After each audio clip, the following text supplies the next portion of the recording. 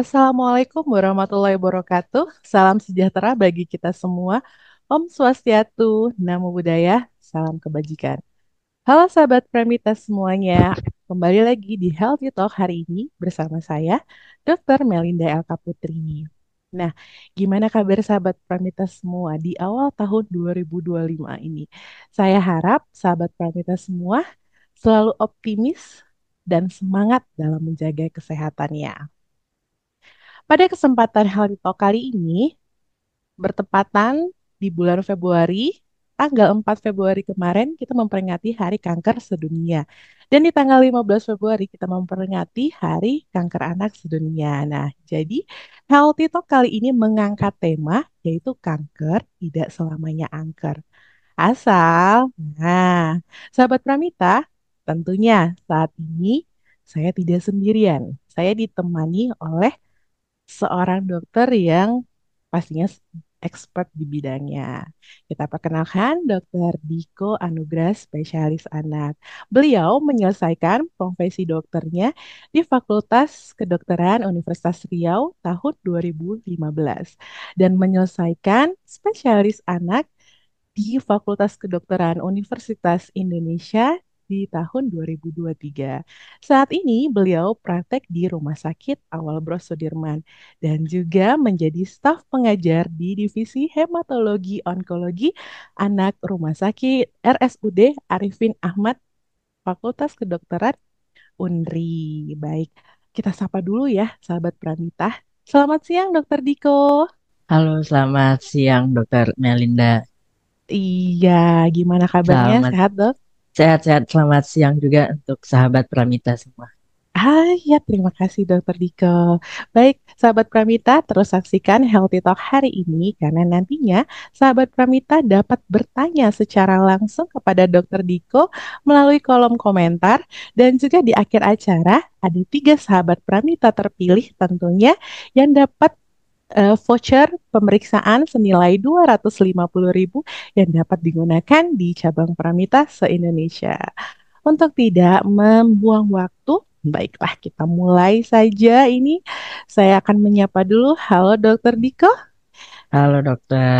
Gimana Dok? Sudah ini jam makan siang, tapi ngopi udah ya Dok ya? Nah, Aman-aman. aman-aman. Iya, baik Dok. Sehat ya Dok, udah lama nih pingin berbincang dengan dokter.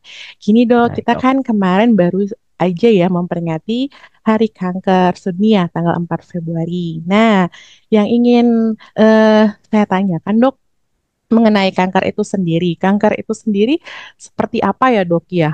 Apakah sesuai dengan tema kita hari ini Dok? Kanker. Oke, nah Mm, untuk kalau misalnya kita bahas mm, eh, sebuah kanker, kanker ya. itu adalah adalah satu proses eh, pembelahan ataupun Mm, proliferasi dari sel-sel yang dulunya normal menjadi tidak normal. Jadi ada satu kondisi di mana ada satu yang awalnya normal menjadi tidak normal.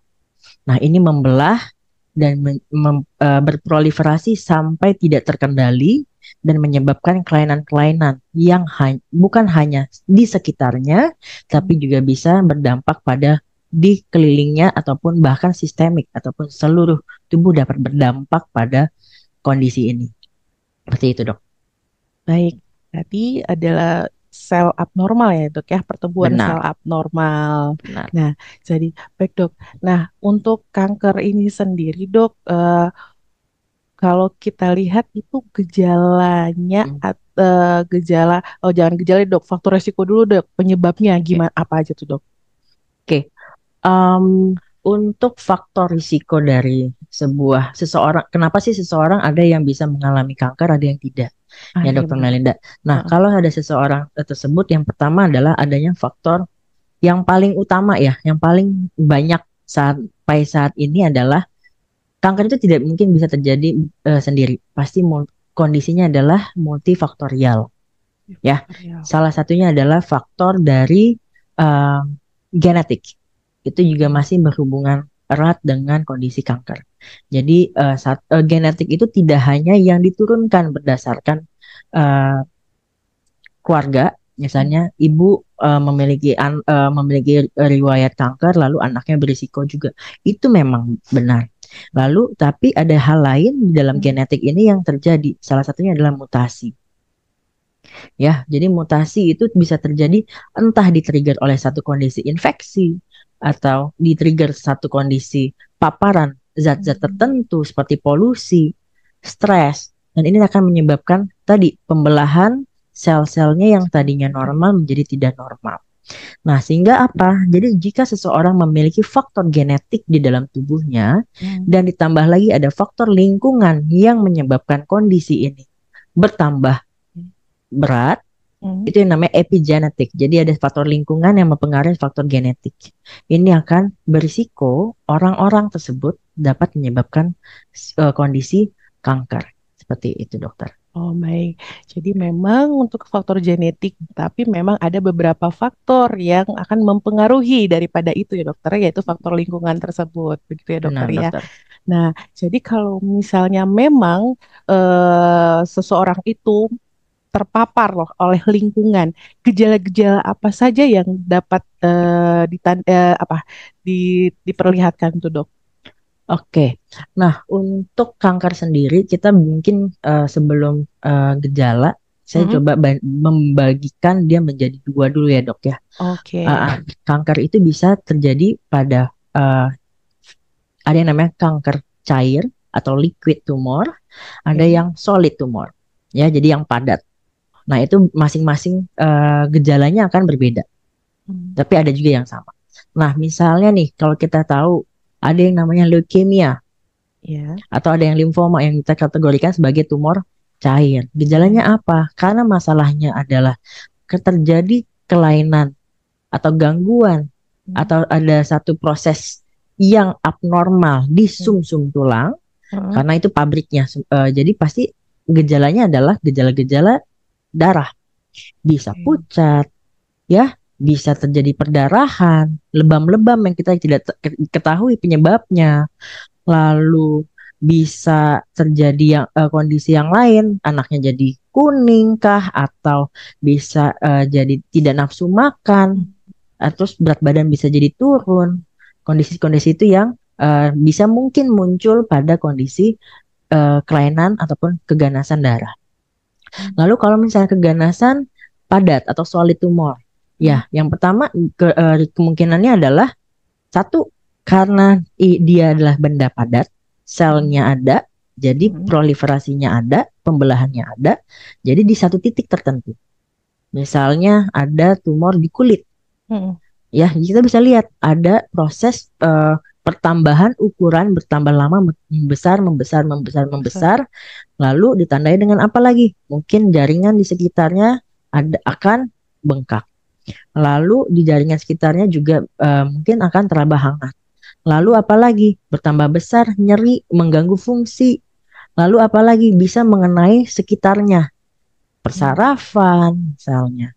Bahkan bisa menyebabkan ada yang namanya em,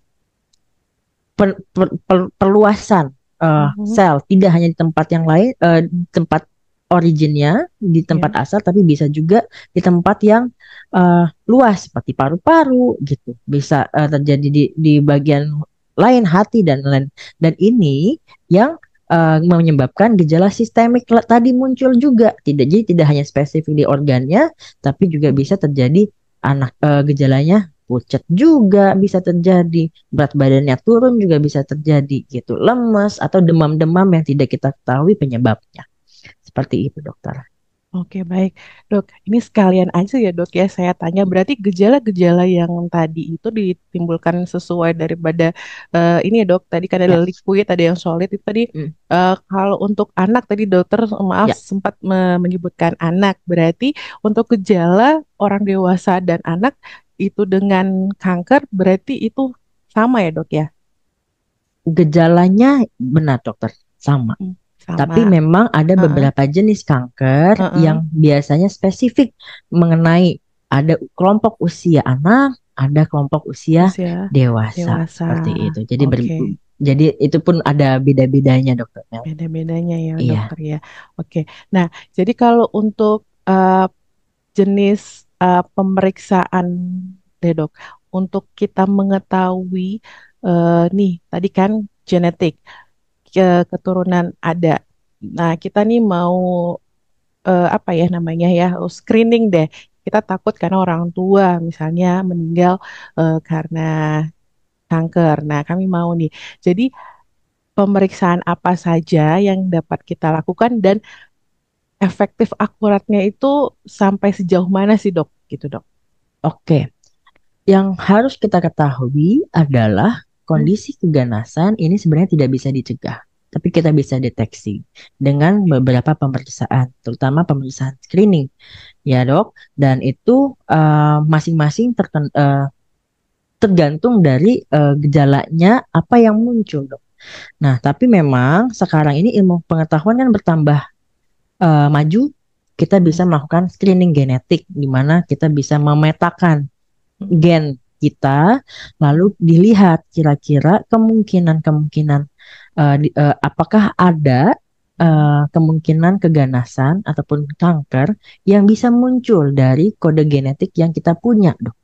Seperti itu sehingga Hmm. kita bisa eh, mewaspada dan mungkin akan menjalankan hidup lebih sehat supaya kondisi tadi pertama genetik kita punya, tapi kan tidak semuanya genetik itu dapat terjadi. Nah, Hmm. bisa ada faktor lingkungan juga. Nah, faktor lingkungan itu yang mungkin kita bisa proteksi, kita jaga hidup lebih sehat sehingga tidak terjadi sebuah keganasan ataupun kanker, dokter. Oke. Nah, kalau untuk kita lihat nih dok, dengan kanker itu sendiri, apakah bisa hidup normal kembali nggak dok? Nah, gitu dok. Nah, untuk kondisi kanker ini sebenarnya balik lagi ya dok ya. Ini Mm-mm. aku coba menjelaskan dulu gimana memaparkan dulu kondisi kanker di Indonesia, dok. Oke, baik Jadi silakan kita dok. biar jadi kita bisa nanti aku balik lagi ke pertanyaan dokter, gimana Mm-mm. apakah bisa hidup normal gitu ya dok? Mm-mm. Ya. Mm-mm. Nah, jadi memang kanker ini menjadi isu yang tidak hanya terjadi di Indonesia tapi secara global, Mm-mm. ya, karena kasusnya juga meningkat dan ini juga menjadikan kita sebagai tenaga medis harus lebih awas. Kita harus mulai mendeteksi kenapa kanker ini curable. Yang awalnya incurable, yang awalnya tidak bisa, yang dulu karena ilmu pengetahuan kita belum nyampe, Mm. dulunya masih banyak kasus-kasus yang akhirnya angka kesintasan atau survival rate dari pasien kanker jelek. Namun Mm. saat ini dengan keilmuan yang begitu maju, kita Mm. bisa melakukan terapi penyembuhan untuk menyembuhkan seseorang yang mengalami kanker. Ya, yang pertama, em, kenapa ini menjadi masalah global? Karena berdasarkan Global Cancer Observatory itu punyanya WHO ya dok. Mm-mm. Di Indonesia sendiri, nih tadi saya sempat baca-baca sekilas itu tahun 2020 kasus baru kanker di Indonesia Mm-mm. sebanyak 408.000 kasus, ya, dengan angka kematiannya lebih dari 60%, Oke. sekitar 242 kasus, 242.000 kasus eh, pasien meninggal dunia. Dimana kita tahu kita populasinya adalah sekitar 279 juta. Berarti apa? Kondisi ini juga mengancam kita, ya. Mm. Lalu itu secara data. Lalu kita juga kan kita punya data yang khusus anak ya dok ya, namanya dari Indonesian Pediatric Cancer Registry. Mm. Itu untuk kasus kanker anak sendiri di tahun 2024 kita punya data tuh 6.623 kasus. Ya, dengan jumlah kasus terbanyak pada populasi anak itu sekitar 33%-nya adalah leukemia limfoblastik akut. Lalu disusul dengan eh, leukemia myeloblastik akut AML sekitar 8%, retinoblastoma yang mengenai mata, lalu solid tumor lain dan juga osteosarkoma, kanker tulang, ya. Nah, ini kasus yang cukup eh, gimana ya, Dok ya? Karena jujur saya di bagian hemato-onkologi anak Ya. hampir setiap bulan kita menemukan kasus baru. baik itu yang solid tumor maupun liquid tumor. Ya, Hmm, ini menandakan masih banyak yang fenomena gunung es yang masih terjadi di masih masyarakat. di masyarakat. Sehingga apa? Kita tahu kita bisa menyembuhkan, tapi bagaimana cara untuk menyembuhkannya kalau Mm-mm. deteksi dininya belum dilakukan? Ya, Betul. jadi angka kesintasan atau survival rate pasien kanker ini akan meningkat jika kita Mm-mm. dapat mendeteksi pada stadium terdini pada saat pasien datang. Faktanya, masyarakat kita itu masih banyak datang pada kondisi stadium lanjut. Ya, Ah, datang pun pasien-pasien kita pada stadium awal biasanya akan terjadi penolakan dulu nih dok. Ya, iya, iya, ketika iya, kita dok. memaparkan ini sebuah kanker, pasti akan banyak dilema yang terjadi pada keluarga sehingga apa? Akan ada pilihan untuk mencoba alternatif lain selain Iya, pengobatan yang sudah benar. kita lakukan. Lakukan. Oh, iya. Sehingga apa? Ini akan meningkatkan angka kegagalan Hmm, terapi dan tentunya akan meningkatkan angka kematian pada kematian. pasien kanker. Hmm, Padahal kita tahu ini bisa dicegah dan bisa kita lakukan penanganannya dengan optimal jika dilakukan dengan kondisi yang tepat, dok. Nah, hmm, em, itu data di Indonesia, di iya, mana ini khusus kanker ya, dok. iya. Kanker anak itu kita eh, kasus untuk survival ya angka kesintasannya itu masih di sekitar 24 sampai 50%. Jadi dari berapa kasus tadi ya dan secara global pun memang kanker ini 80%-nya terjadi di negara dengan angka pendapatan rendah, low middle income countries. Kanker 80%-nya, hanya sekitar 20% dapat terjadi pada negara berkembang ataupun negara maju maju. ya. Nah, 80%-nya ini di kita 24 sampai 50% saja yang berhasil diterapi Hmm, dan berhasil survive. Bisa kembali seperti ya melakukan aktivitas seperti pertanyaan Dokter Mel. hmm, Tapi yang lainnya gimana? Masih banyak kegagalan ya. Ini banyak faktor yang menyebabkan suatu kesintasan ataupun survival rate di satu negara itu bisa baik. Ya, yang oh, pertama adalah stadium diagnostik. Jadi sedini mungkin seperti yang saya sampaikan tadi, sedini mungkin mungkin. jika seseorang memiliki gejala keganasan, segera hubungi tenaga medis, kita lakukan pemeriksaan. Kalau ini di fasilitas kesehatan Hmm, primer, hmm, lakukan rujukan sesegera mungkin ke fasilitas yang memiliki pemeriksaan lengkap untuk mendeteksi. hmm, Lalu yang kedua apa? Kita harus tahu juga ketika kita sudah menemukan ini adalah sebuah keganasan apa, baik hmm, itu darah ataupun tumor hmm, yang padat, kita harus sesegera mungkin melakukan deteksi diagnostik untuk mengetahui apakah keganasan ini dapat eh, progresivitasnya seperti apa, agresivitasnya seperti apa. Kita mau menggunakan metode kemoterapi ataupun pengobatannya seperti apa. Ini hmm, juga harus kita nilai. Lalu hmm, apa? Ketersediaan akses, hmm, ya, akses terhadap kesehatan. Yang berikutnya apa? Tentunya tenaga medis yang ahli. Yang ini juga masing-masing di kita tuh masih banyak sekali yang hmm, kurang. That's why hmm, kenapa angka kesintasan kita tidak begitu baik. Di mana angka kesintasan di negara berkembang itu lebih dari 80%. Bahkan ada data negara yang sekitar 96% kasusnya bahkan bisa disembuhkan. Nah, kita kan hmm. pengen ya dengan seperti itu, Iya. Dok. Sehingga adanya eh, apa ya IG Live atau Health Hmm, Talk seperti oh, ini tuh iya.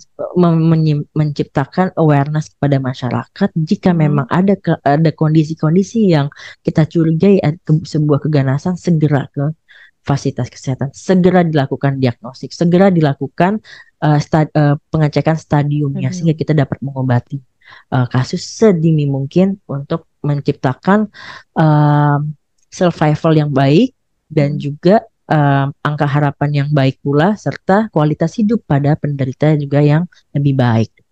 baik.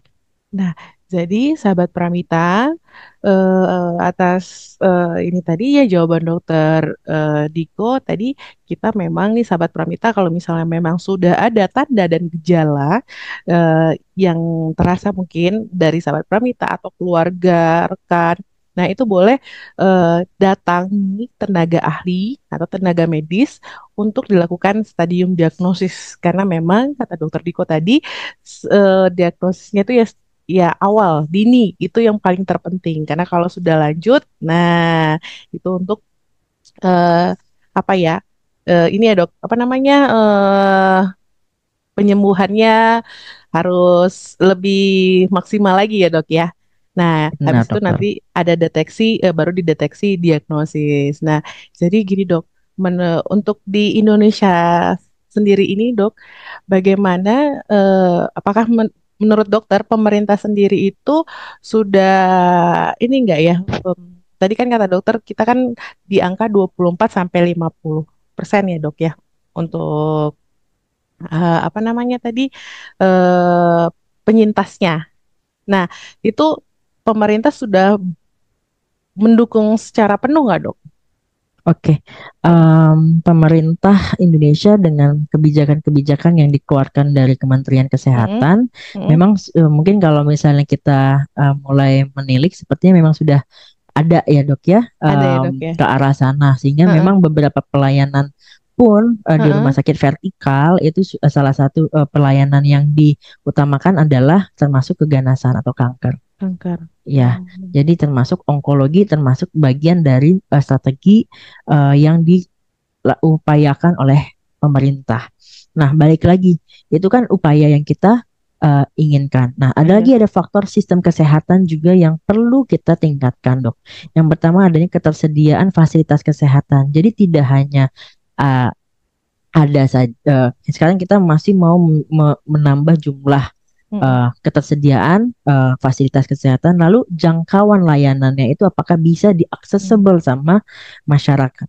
Lalu sistem pembiayaannya. Lalu bagaimana dengan penelitian dan inovasi? Jadi mm, karena apa? Karena kan ini selalu bisa kita lakukan. Keilmuan itu akan selalu update, keilmuan mm, itu akan selalu berkembang sehingga apa? Kita butuh basis data penelitian yang dilakukan pada kondisi masyarakat kita. Karena saya yakin untuk kondisi terutama di kanker anak mm. ada satu istilah yang sangat saya suka itu istilahnya kids with cancer don't need miracles. Jadi mereka nggak butuh keajaiban, but they need research. Jadi untuk Mm, melakukan pengobatan, mm. tentunya kita butuh penelitian lebih lanjut terkait dengan kasus-kasus kanker di Indonesia.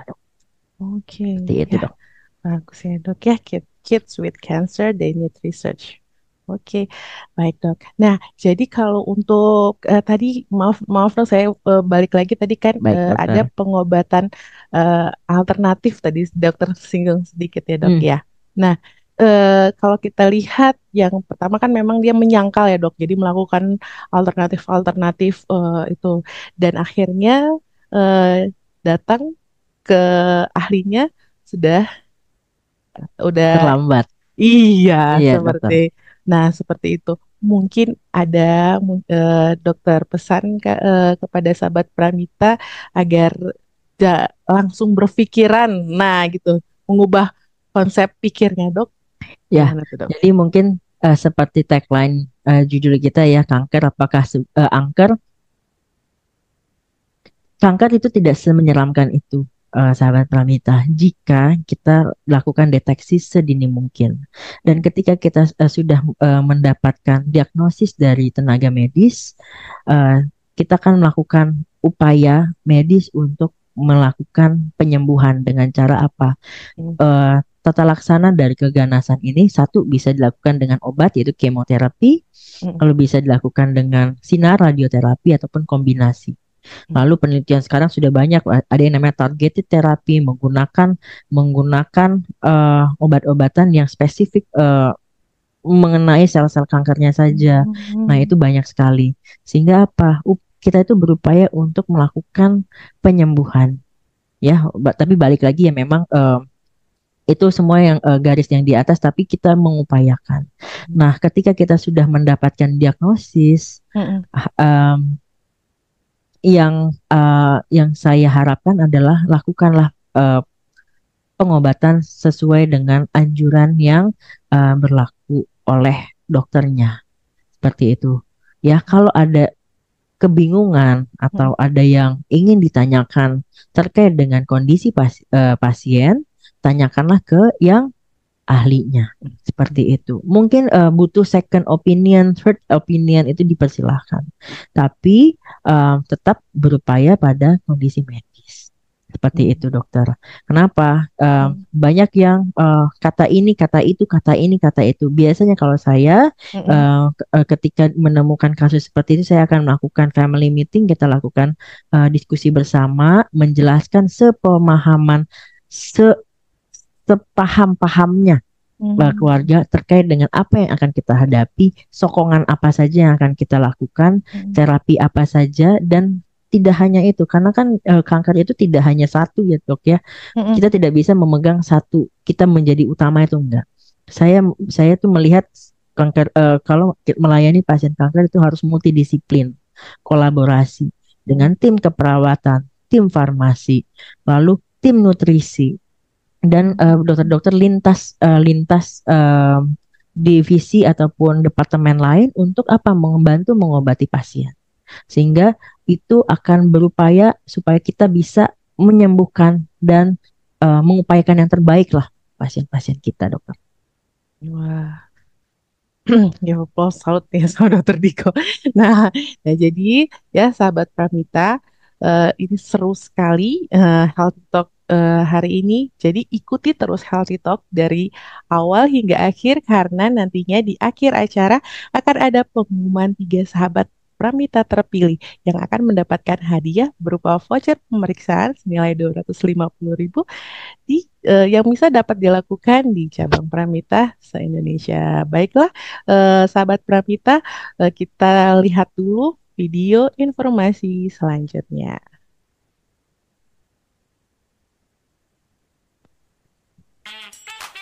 Hai sahabat Pranita, kanker adalah pertumbuhan sel yang tidak normal atau tidak terkendali. Karena sifatnya yang ganas, maka disebut juga penyakit keganasan. Semua sel tubuh dapat terkena kanker, kecuali rambut, gigi, dan kuku. Kanker yang sering adalah kanker paru, lambung, hepar, kolorektal, esofagus, dan prostat. Manakala pada wanita adalah kanker payudara, paru, lambung, kolorektal, dan serviks. Apabila penyakit ini dapat dideteksi pada tahap awal, maka lebih dari separuh penyakit kanker dapat dicegah, bahkan dapat disembuhkan.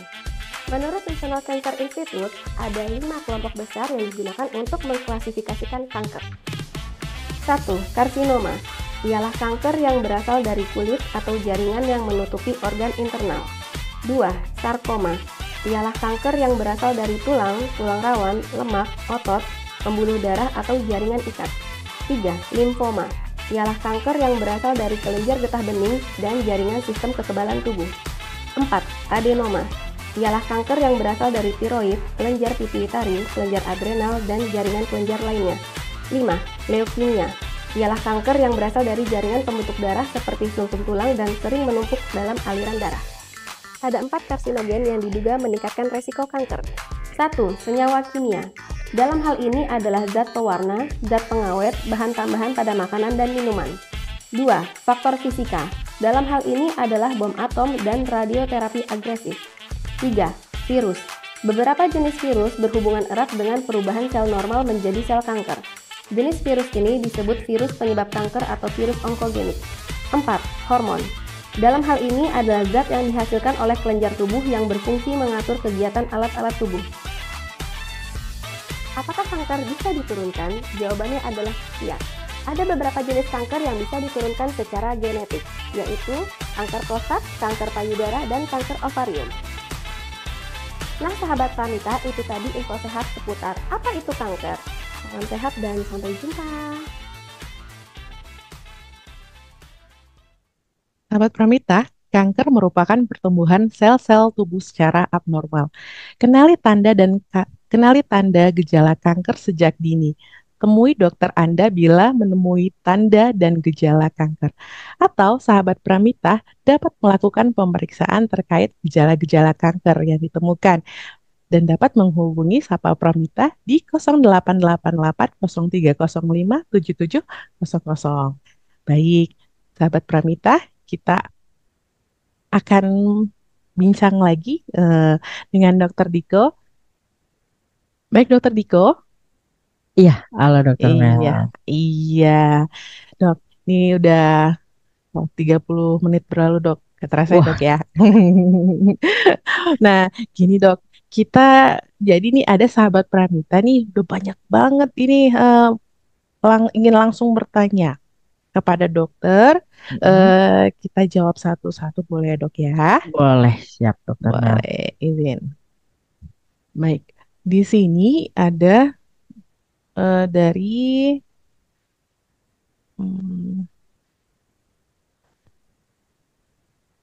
nah ini mungkin hampir sama ya, Dok ya, dengan pertanyaan saya tadi, tapi biar untuk menenangkan. Ini dari sahabat Pramita Desember Ica. Dok, apabila sudah dioperasi dan diangkat, apakah masih memungkinkan akan muncul lagi sel kankernya, Dok? Silakan, Dokter. Oke, ini tadi pertanyaan dari Desember Ica ya. Ica, Oke, iya. jadi memang kalau untuk pasien-pasien, tapi sepertinya tadi yang tumor padat ya Dokter Mel ya. Iya, Untuk sepertinya iya nih, Dok. untuk pengobatan tumor ataupun kanker yang padat memang adalah dilakukan pengangkatan atau reseksi semaksimal mungkin. Kalau memang ada lesi satelit ataupun metastasis yang tadi saya sampaikan, mungkin harus dilanjutkan dengan kemoterapi ataupun radiasi. Ya, kalau sudah dilakukan tindakan semuanya, ya, dan harus tentunya akan dilakukan evaluasi oleh dokter terkait, apakah dokter bedah ataupun dokter yang medik yang melakukan pengobatan pada saudara tadi, lalu harus dilakukan evaluasi. Jadi setelah selesai rangkaian pengobatan lalu sudah selesai gitu, tentunya kita harus melakukan evaluasi. Mungkin awal-awal sekali sebulan kita lakukan check up. Lalu kalau aman kita mungkin bisa lebih dari 3 bulan, 6 bulan, bahkan mungkin evaluasi per tahun. Untuk apa? Untuk melakukan pengecekan. Apakah ini semua sudah benar-benar tuntas? Seperti itu. Jadi kalau memang sudah dilakukan pengobatan, tentu kita harus kembali ke dokter untuk melakukan evaluasi. Seperti itu, Bu Ica. Oke, baik nih sahabat Pramita, atas nama Desember Ica. Jadi memang harus adanya evaluasi kembali kepada dokter yang sudah menangani, karena memang ada beberapa hal yang akan dilakukan oleh dokter yang akan dinilai. Jadi jangan berpikir oh udah selesai diangkat udah selesai, nggak boleh. Jadi harus ada evaluasi kembali. Nah, kita lanjutkan kembali ini dari sahabat Pramita Nita.Witanto. Dok, apakah penyakit kanker dapat sembuh total nggak ya? Bagaimana dengan pasien autoimun terkena kanker tiroid yang pengobatannya seumur hidup? Mohon solusinya, Dok. Nah, ini Dok, gimana tuh, Dok? Tadi Ibu Nita ya. Oke, untuk penyakit kanker apakah bisa sembuh total? Tadi saya sampaikan tadi ya, bisa. Jadi dengan melakukan screening, evaluasi, diagnosis secepatnya, lakukan terapi secepatnya, lalu evaluasi, kita bisa mengobati secara tuntas. Ya, bisa sembuh, bisa. Ya, lalu bisa kambuh, risikonya tetap ada, sehingga itu yang kita harus lakukan, evaluasi rutin, ya, dengan kunjungan rutin ke dokter terkait. Lalu bagaimana dengan kondisi autoimun? Nah, tadi autoimunnya di tiroid, pengobatannya jangka panjang. Nah, jadi gini, perlu dibedakan antara kondisi terkait dengan autoimun dengan sebuah keganasan. Ya, apakah autoimun bisa berhubungan sama dengan keganasan? Bisa saja. Ya, karena memang ada kaitannya dengan sebuah kondisi imunitas seluler di dalam tubuh kita. Nah, tadi untuk kondisi autoimun yang tiroid, memang pengobatannya adalah jangka panjang. Kenapa? Untuk mengurangi satu proses autoimun tadi terjadi berlebihan. Ya, nah itu perlu dievaluasi. Tentunya dokter yang terkait akan melakukan evaluasi. Untuk tiroid mungkin kita akan lakukan pengecekan kadar hormon tiroidnya secara berkala. Lalu yang berikutnya adalah mungkin akan dilakukan tindakan USG untuk kelenjar tiroidnya, untuk evaluasi apakah dengan pengobatan tiroidnya akan terjadi perbaikan dari kondisi kelenjarnya, atau nanti mungkin bahkan perlu dilakukan tindakan operatif, akan dikonsulkan. Nah, tentunya akan dijawab, akan lebih dijelaskan lagi kepada dokter yang terkait seperti itu, Junita. Baik, jadi sahabat Pramita, ini Nita.Witanto dapat sembuh total nggak ya? Dapat tadi ya, kata dokter, karena itu ditekankan dokter, screening. Nah, dari screening nanti bisa mendeteksi. Nah, deteksi diagnosis stadium kankernya. Nah, setelah itu tadi apakah tiroid tadi, karena pasien autoimun terkena kanker tiroid, nah itu memang berarti harus ada pengontrolan terhadap sahabat Nita, sahabat Pramita, Mbak Nita tadi itu ke dokter yang memberikan obat tiroidnya tersebut. Nah, ini sahabat Pramita, ini ada lagi dari Ritanius 05. Apa kanker bisa menyerang janin dalam kandungan, dok? Nah, ini dok, gimana tuh, dok? Oke, nah, apakah kanker bisa terjadi pada janin? Janin, nah. Kalau bisa dibilang bisa, Oh. ya, karena kanker ataupun tumor itu pun bisa pada tahapan mana saja dan bisa terjadi di mana saja. Ya, semua organ, semua jaringan kita tuh bisa terkena kanker. Tergantung tadi sel mana yang membelah berlebihan, yang darinya normal menjadi abnormal.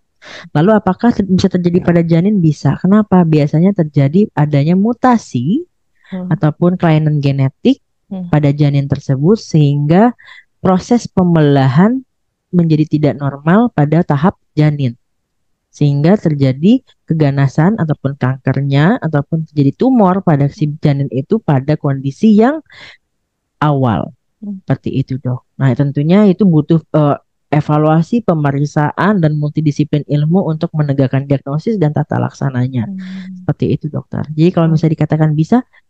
Sehingga deteksi, terutama pada ibu-ibu yang sedang mengandung, melakukan evaluasi kunjungan ke dokter kandungannya rutin untuk melakukan pengecekan.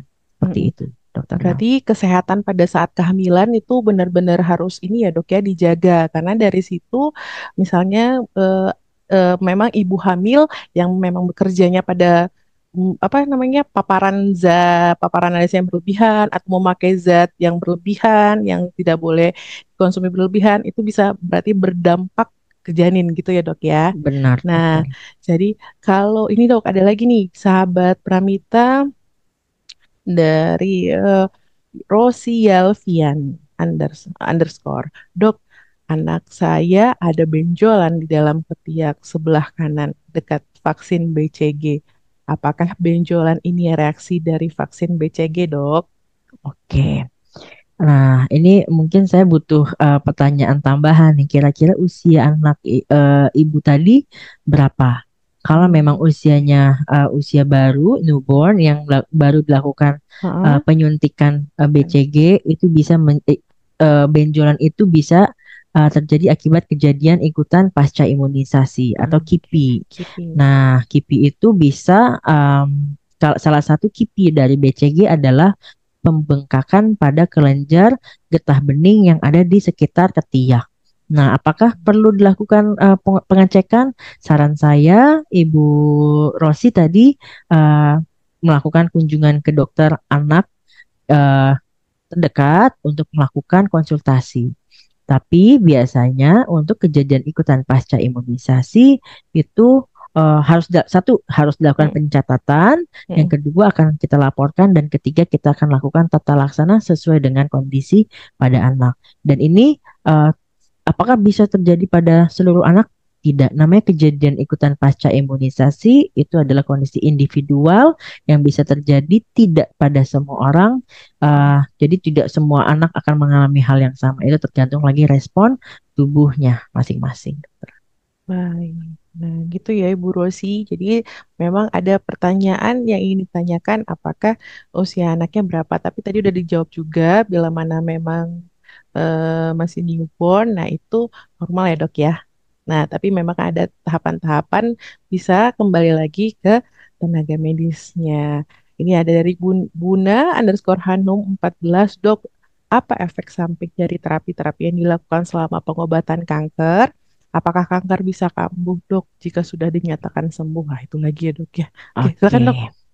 Nah, tentunya untuk setiap tindakan yang kita lakukan akan ada efeknya, ada adverse event dari satu pengobatan yang kita lakukan, dan masing-masing itu tergantung dengan regimen apa yang kita lakukan. Dengan ketepatan diagnosis, ketepatan dosis, dan ketepatan pemberian kemoterapi atau radiasi, ya itu tentunya akan mengurangi risiko dari efek samping suatu proses pengobatan, ya.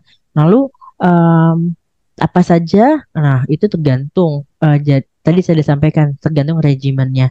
Ada beberapa obat yang akan menyebabkan rambut rontok atau kuku menjadi lebih hitam atau demam pasca kemoterapi. Nah, itu harus sesegera mungkin kondisi-kondisi apapun yang berhubungan dengan kemoterapi pada saat dilakukan protokol kemoterapi harus segera ke fasilitas kesehatan untuk konsultasi. Apakah ini sesuatu hal yang emergency atau hal yang bisa kita pantau saja saat di rumah.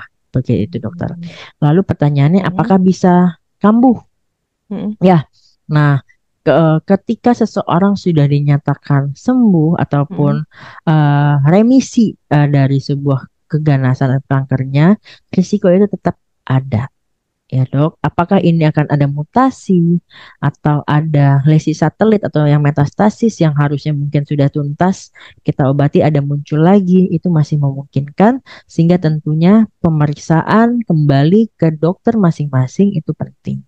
Lakukan evaluasi kunjungan meskipun sudah dinyatakan sembuh. Untuk apa? Untuk memastikan kondisi kita pasca kemoterapi sudah selesai dan sudah benar-benar sudah baik seperti itu, dokter. Oke, baik. Terima kasih, Dok. Ini ada lagi banyak ya, Dok ya. Izin ya, Dok ya. Gak apa-apa, Dok. Nih pasti sahabat Pramita ini menunggu-nunggu jawaban dari seorang dokter Diko. Ini ada dari Rizky dot 0505, apakah kanker lebih banyak menyerang wanita dibanding pria, Dok? Nah, apakah, nah ini uniknya. Jadi kalau kita melakukan, ini kan kita melakukan evaluasi ya, sehingga monitoring itu penting, sehingga data penelitian itu juga penting ya dok. Nah, berdasarkan data penelitian di Indonesia itu ada beberapa jenis kanker yang hanya terjadi pada laki-laki dan hanya terjadi pada perempuan. Apakah dominannya pada laki dan perempuan? Itu kejadiannya masing-masing jenis kanker bervariasi. Ya, seperti misalnya laki-laki itu paling banyak kanker yang ditemukan adalah kanker paru. Ya, yang kedua adalah kanker kolorektal, jadi kanker usus salah satu adalah nomor 2 terbanyak yang terjadi pada populasi laki-laki. Lalu ketiga apa? Kanker hati. Keempat kanker nasofaring dan yang kelima kanker prostat. Ini adalah 5 tertinggi kasus kanker yang dapat terjadi pada populasi laki-laki. Lalu bagaimana dengan perempuan? Perempuan juga punya kekhasannya, yaitu yang paling banyak kasus kanker yang terjadi pada populasi perempuan adalah kanker payudara. Ya, kanker payudara masih menjadi pembunuh nomor 1 wanita Indonesia dari bagian keganasan ataupun kanker. Yang kedua adalah kanker serviks. Yang ketiga adalah kanker ovarium. Yang keempat adalah kanker kolorektal dan yang terakhir adalah kanker paru. Itu adalah 5 kanker terbanyak terjadi pada populasi perempuan. Nah, kita bisa bedakan tadi. Ada yang cowok, ada yang cewek. Cewek. Ya, yang cowok ataupun laki-laki dan perempuan. Ya, prostat, ya, terus ada paru dan lain-lain. Paru itu juga perempuan punya, tapi ternyata ada kecenderungan terjadi paling tinggi di populasi laki-laki. Nah, kalau perempuan ada payudara, ada serviks, ada ovarium, dan ini tentunya tidak ditemukan pada kasus laki-laki. Seperti itu. Jadi kalau ditanyakan lebih banyak perempuan laki-laki, tergantung jenis dan tergantung jadi jenis kankernya masing-masing. Begitu. Nah, baik, sudah terjawab ya, sahabat Pramita dari Rizky 0505. Jadi memang untuk perbandingan apakah wanita lebih sering terjadinya kasus wanita daripada pria, jawabannya adalah itu menurut daripada jenis kankernya sendiri. Karena tadi sudah dijelaskan Dr. Diko, kalau untuk yang laki-laki itu sering terjadi, itu urutan pertamanya paru, usus, hati, nasofaring, dan prostat. Sedangkan yang untuk wanita itu payudara, serviks, ovarium, dan juga paru juga bisa terkena di wanita, tetapi memang nilainya lebih tinggi di laki-laki. Nah, seperti itu ya, sahabat Pramita. Nah, jadi kalau untuk ini dok, dari sahabat Pramita, Vivi_Dean, penyembuhan kanker, apakah hanya bisa dilakukan kemoterapi? Mungkin kemoterapi saja mungkin dimaksudnya nih dok. Gimana tuh dok? Oke, nah tadi sudah sedikit saya sampaikan bahwa untuk pengobatan kanker itu ada yang berdasarkan obat, yaitu kemoterapi, lalu berdasarkan radiasi, sinar radioterapi, atau pembedahan. Ya, itu 3 cara pengobatan kanker yang bisa kita lakukan pada saat ini. Apakah kemoterapi? Mungkin itu balik lagi tergantung dengan jenis kankernya. Kalau kanker darah kan masalahnya ada di sumsum tulang karena di pabriknya pembentukan sel-sel darahnya. Sehingga apa? Obat yang harus dilakukan adalah pemberian kemoterapi dengan obat. Baik itu pengobatan yang diberikan secara intravena atau disuntikkan, diinfuskan, ya. Atau yang kedua bisa dilakukan dengan pemberian kemoterapi intratekal dari menggunakan sumsum dari celah-celah sumsum tulang kita. Itu bisa kita lakukan pemeriksaan pengobatan dengan kemoterapi. Kalau misalnya jenisnya adalah kanker darah. Kalau jenisnya adalah kanker padat, tergantung lagi itu masuknya ke stadium mana.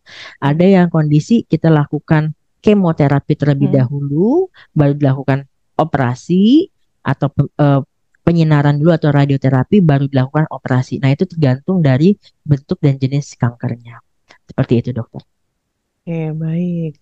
Jadi memang itu kembali lagi berdasarkan dari jenis kanker ya, sahabat Pramita. Nah, kita lanjut. Ini ada dari Dr. Syamsulandi Hakim. Dok, salah satu teori penyebab kanker adalah gangguan imunitas. Bisa tolong jelaskan, dok? Gitu, dok. Oke, mungkin saya jelasinnya untuk untuk awam dulu ya dok ya, karena benar, awam aja, dok. karena memang secara teoritis itu ada kuliah sendiri, ada yang namanya berapa SKS dok?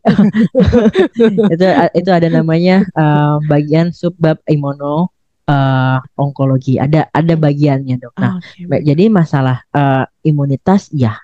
Jadi banyak kondisi saat ini seperti yang saya sampaikan tadi ya kan, faktor genetik dan lain-lain ya. Nah, terus ada lagi faktor epigenetik, tadi faktor lingkungan ya dok. Jadi faktor genetik itu mungkin ada satu kondisi di mana ada satu sel kecil. Jadi kita ini kan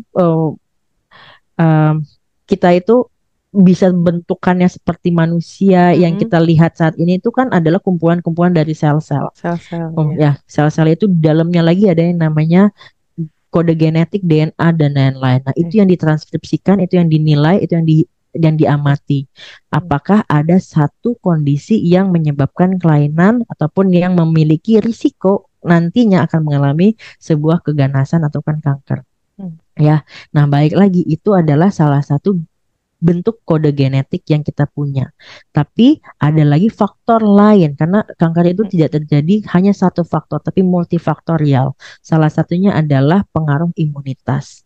Apa saja yang dipengaruhi adalah faktor lingkungan. Ya, nah itu akan menciptakan satu kondisi di mana hormon kortisol akan meningkat. Sehingga apa ini akan berefek pada tingkat stres, tidak hanya pada em, tingkat kita aja. Stres itu tidak hanya psikis ya dok ya, tapi juga ternyata ada nih materinya, ada bahannya, ada nih bendanya, itu adalah si hormon kortisol. Ini akan mempengaruhi stres jangka panjang. Ini tentunya akan menyebabkan gangguan imunitas di dalam tubuh, sehingga ada proses yang namanya, kalau misalnya kita kan sel itu ada proses uh, jadi kita itu ada sel, terus biasanya akan regenerasi ya dok. Jadi ada fase pembentukan sel baru, lalu sel lama akan dilakukan proses apoptosis atau kematian sel yang secara natural akan terjadi. Nah, karena ada satu pengaruh tadi, stres atau lingkungan, dan ini proses apoptosis ataupun proses dari kematian secara normalnya sel itu tidak terjadi, sehingga terjadi pembelahan yang berlebihan. Itu yang dapat menyebabkan sebuah kondisi keganasan ataupun kanker, dok. Detailnya itu mungkin butuh satu materi kuliah, dokter. Tapi udah cukup jelas sih dok. Nah, dari yang tadi dokter jelaskan, oke sahabat Pramita, kita saksikan video informasi selanjutnya. Jangan kemana-mana, tunggu kami di Healthy Talk hari ini. Hai sahabat Pramita, kanker adalah pertumbuhan sel yang tidak normal atau tidak terkendali. Karena sifatnya yang ganas, maka disebut juga penyakit keganasan. Semua sel tubuh dapat terkena kanker, kecuali rambut, gigi, dan kuku. Kanker yang sering adalah kanker paru, lambung, hepar, kolorektal, esofagus, dan prostat. Manakala pada wanita adalah kanker payudara, paru, lambung, kolorektal, dan serviks. Apabila penyakit ini dapat dideteksi pada tahap awal, maka lebih dari separuh penyakit kanker dapat dicegah, bahkan dapat disembuhkan. Menurut National Cancer Institute, ada 5 kelompok besar yang digunakan untuk mengklasifikasikan kanker. 1. Karsinoma, ialah kanker yang berasal dari kulit atau jaringan yang menutupi organ internal. 2. Sarkoma, ialah kanker yang berasal dari tulang, tulang rawan, lemak, otot, pembuluh darah atau jaringan ikat. 3. Limfoma, ialah kanker yang berasal dari kelenjar getah bening dan jaringan sistem kekebalan tubuh. 4. Adenoma, ialah kanker yang berasal dari tiroid, kelenjar pituitari, kelenjar adrenal, dan jaringan kelenjar lainnya. 5. Leukemia, ialah kanker yang berasal dari jaringan pembentuk darah seperti sumsum tulang dan sering menumpuk dalam aliran darah. Ada 4 karsinogen yang diduga meningkatkan resiko kanker. 1. Senyawa kimia. Dalam hal ini adalah zat pewarna, zat pengawet, bahan tambahan pada makanan dan minuman. 2. Faktor fisika. Dalam hal ini adalah bom atom dan radioterapi agresif. 3. Virus. Beberapa jenis virus berhubungan erat dengan perubahan sel normal menjadi sel kanker. Jenis virus ini disebut virus penyebab kanker atau virus onkogenik. 4. Hormon. Dalam hal ini adalah zat yang dihasilkan oleh kelenjar tubuh yang berfungsi mengatur kegiatan alat-alat tubuh. Apakah kanker bisa diturunkan? Jawabannya adalah ya. Ada beberapa jenis kanker yang bisa diturunkan secara genetik, yaitu kanker prostat, kanker payudara, dan kanker ovarium. Nah sahabat Pramita, itu tadi info sehat seputar apa itu kanker. Salam sehat dan sampai jumpa. Sahabat Pramita di seluruh Indonesia dapat melakukan deteksi dini kanker di cabang Pramita seluruh Indonesia atau melalui Sapa Pramita 0822 0305 7700. Baik, sahabat Pramita, tidak terasa kita sudah di akhir acara, dan sebelum kita tutup, kita dengarkan kesimpulan dari Dr. Diko terkait Healthy Talk hari ini. Silakan Dr. Diko. Baik, terima kasih Dr. Mel. Jadi memang pada kesempatan kali ini yang pertama saya akan mengucapkan selamat Hari Kanker Sedunia, ya, yang bertepatan pada tanggal 4 Februari 2 hari yang lalu, dan nantinya tanggal 15 kita akan merayakan itu merayakan dengan cara bentuk awareness ya dok sebenarnya ya dok. Awareness Ya, untuk dokter. kanker anak yang akan jatuh pada tanggal 15 Februari. Februari. Nah, kanker itu yang kita ketahui tidak seangker ataupun semenakutkan yang ada di benak masyarakat. Selagi kita bisa melakukan penegakan diagnosis secepat mungkin, sedini mungkin, dan melakukan tata laksana dengan sebaik-baiknya, dengan regimen yang tepat, dengan dosis yang tepat, tentunya kita dapat melakukan ataupun meningkatkan angka kesintasan atau survival pada kasus-kasus keganasan maupun kanker, baik itu di fase anak maupun fase dewasa dengan baik pula. Begitu dokter. Dan tentunya kanker itu kita tidak bisa mengobati sendiri. Kita butuh stakeholders, kita butuh multidisiplin ilmu, dan itu adalah kerjasama kolaborasi yang harus kita bina.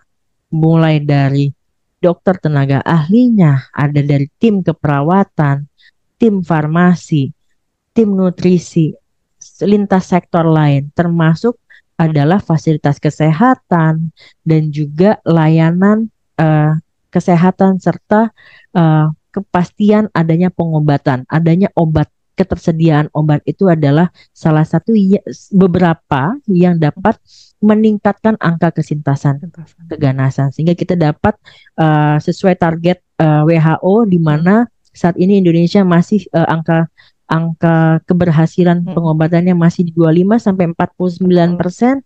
Target WHO adalah 60% di seluruh lapisan dunia.